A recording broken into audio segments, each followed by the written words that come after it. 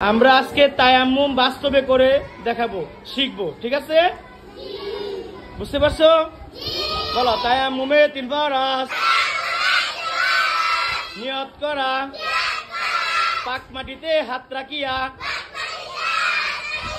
হাতে হাতে জাকরা দিয়া,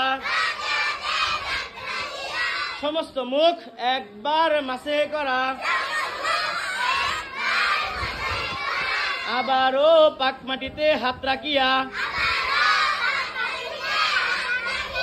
হাতে হাতে জাকরা দিয়া,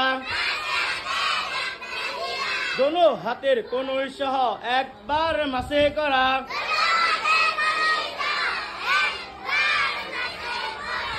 এবার তোমরা আমাকে বাস্তবে তায়াম্মুম করে দেখাও।